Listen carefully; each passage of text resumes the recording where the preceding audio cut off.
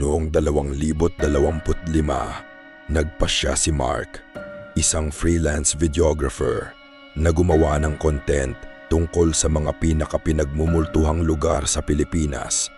Isa sa kanyang listahan ang lumang Diplomat Hotel sa Baguio. Marami na siyang narinig na kwento. Mga batang umiiyak sa pasilyo, madre na naglalakad sa gabi, at mga ulong gumugulong sa hagdan. Hindi siya naniniwala sa mga iyon.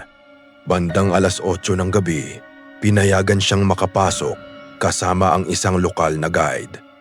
Ngunit habang kumukuha siya ng mga larawan, napansin niyang nawawala ang signal ng cellphone. "Huwag kang lalayo," babala ng guide. Pag sumapit ang 9:00, umaalis na kami rito. Ngunit may nakita si Mark sa dulo ng madilim na koridor. Isang babaeng nakasuot ng lumang puting bestida.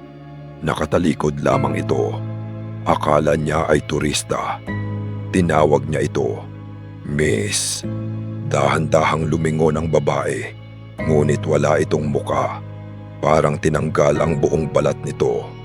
Napaatras si Mark habang nanginginig ang kamera sa kanyang kamay. Pagkakurap niya, wala na ang babae. Nang tingnan niya ang kuha ng kamera, naroon pa rin ito. Ngunit hindi lang isa. May 5 pang puting figura na nakatayo sa likod niya. Biglang nagring ang walkie-talkie ng guide.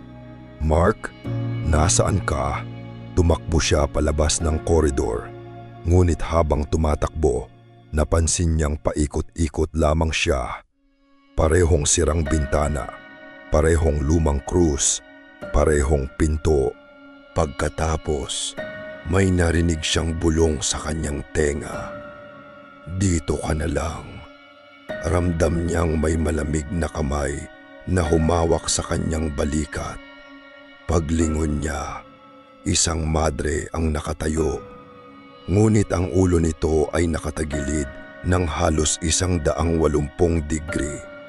Ngumiti ito at dahan-dahang itinuro ang lumang operating room. "Parang may naghihintay roon." Napasigaw si Mark at tumakbo ng buong lakas. Eksaktong 9:00, nakita siya ng guide na nakahandusay sa may gate. Maputla, hindi makapagsalita. Nang balikan nila ang footage kinabukasan, wala ni isang video ang nasave. Maliban sa huling 5 segundo, makikita si Mark na nakatingin sa kamera habang nanginginig. Pagkatapos ay unti-unti niyang ibinaba ang kamera at sa likod niya, may 12 ng taong nakaputi na nakatayo sa loob ng sirang gusali. Lahat sila ay nakatingin sa kanya, kasabay ng isang boses na malinaw na narinig sa recording. May isa na namang naiwan.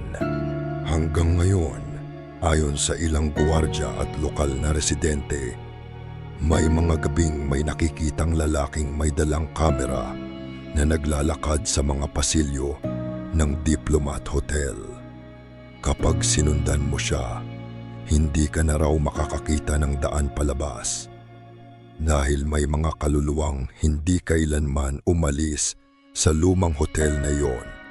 At baka hinihintay ka na rin nila.